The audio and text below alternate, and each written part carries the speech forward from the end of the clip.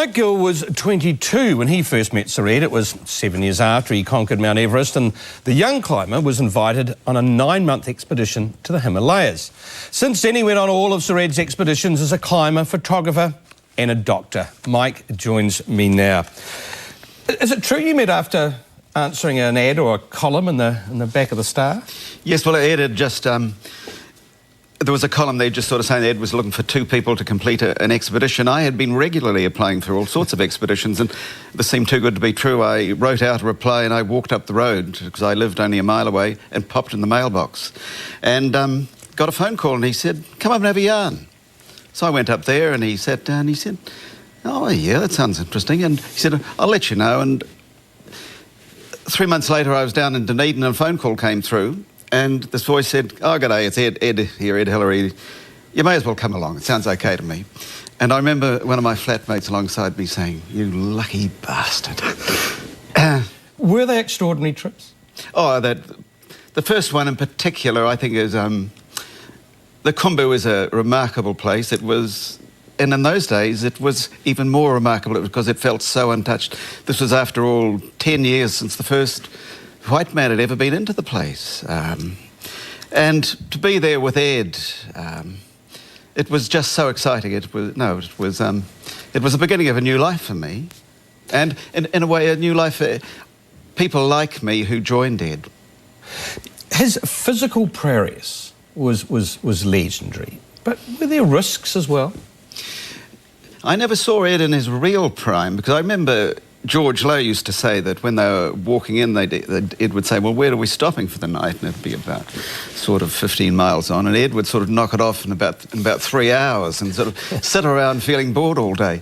But he was very lean and extremely fast, and I didn't know, I've never quite heard the Brits talk about this, but I suspect that he was just a whole quantum leap fitter than the rest of the people in that party, except, of course, for the Sherpas, who were always remarkable. But he, in those later expeditions, he took risks, didn't he? I mean, given his disposition towards altitude sickness and... Yes, but Ed was always a risk taker, and I think he knew that nothing would ever happen to him, because nothing ever did, actually. That's the thing about it. Things used to happen to his friends, but never to Ed. He was just one of those people who the gods had marked down to live to the age of 88. You never felt you could sort of say, "Listen, hang on here a minute, fella, I think you're pushing it a bit too hard"? Never, no, never. His legacy, is that as a climber or as a humanitarian? I think his legacy is to do this remarkable thing of being the first man to reach the highest point on the globe, and to be a New Zealander who did it. And what he did for the Sherpas was remarkable for them.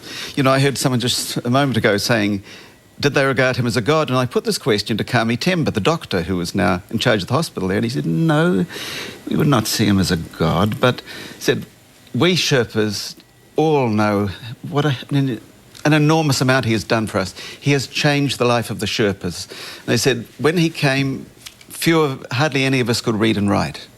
He said, because of his schools, we learned to read and write. We controlled this tourism that came to this place, and we're now not subsistence farmers now. We live different lives, and we prefer the lives we lead now. Just briefly before we go, the Mallory and Irving controversy as to whether they got there first. Did he ever talk about that? Yes, I can remember Ed being asked about this, and the question was asked saying, well, Sir Edmund, how would you feel if you found out that they had got there before you? And Ed just sort of, with that twinkling eye in his eye, just said, "Well, I'd say I had a bloody good 40 years out of it." Mike Gill, thanks for your memories tonight. We tend to think of Sir Ed and glorious achievements. Well, Bill, Bevan and Norman Hardy first met Sir Ed in 1948 when all three were involved in New Zealand's most famous mountain rescue. That was, of course, well before the Sir Ed bit and well before, of course, he knocked the bastard off. Well, Bill and Norman join us now from our Christchurch studio. Bill, tell me, 1948, were the signs there already that this guy was destined to become a great climber? Well, there was no doubt about it that when we climbed the mountain and joined the rescue party, that Ed was very much a powerful man in the team. Harry Ayres, who was his guide on Mount Cook previous to that, He was in charge of the stretcher, and he always gave Ed all the hard work, and there was no doubt about it. He worked him very hard for the 5 days it took us to get off the mountain. Norm, I mean, a lot tonight, we've seen in a lot of the coverage, it's dwelled on the more recent years. I mean, what was a young Ed Hilary like? Very strong and had lots of ambition. That was very clear. Straight after the La Perouse rescue that Bill referred to, he worked with me. I was one of the engineers at the Lake Pukaki hydro scheme, and we got very close. And we went up various small mountains in the weekends there, and we skied on the Ball Glacier. He was competent at skiing and a good mountaineer, but we frequently talked about eventually getting the Himalayas. It seemed so far off and so expensive, we didn't think the chances would be great. There weren't many sponsors about in those days, 1948. But that was very much in his mind even back then? Certainly.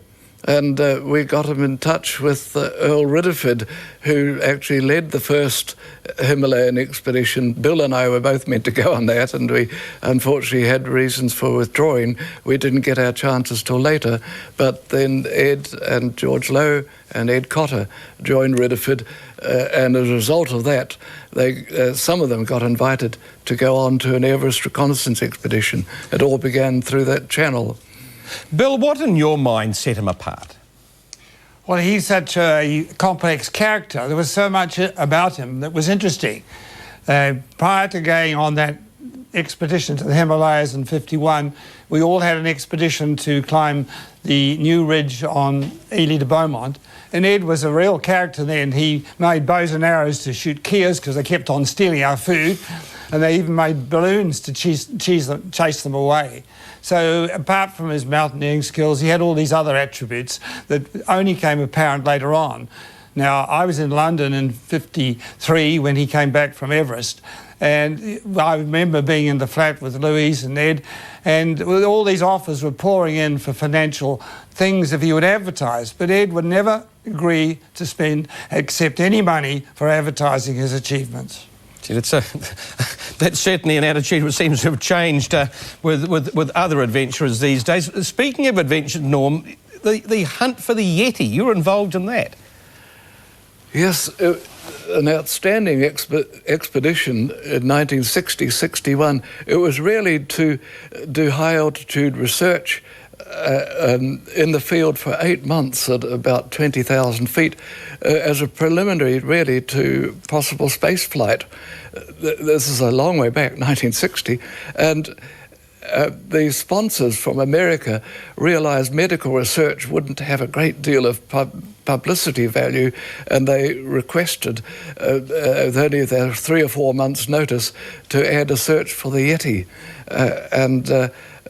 Yes, we all had to have our share of that.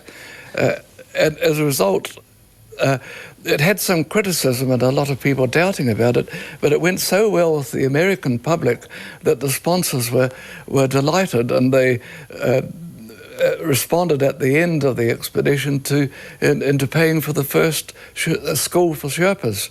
And the demand from other Sherpas was so great that the same sponsors kindly stayed on for a few more years and helped the next small batches of schools. So he knew what he was doing.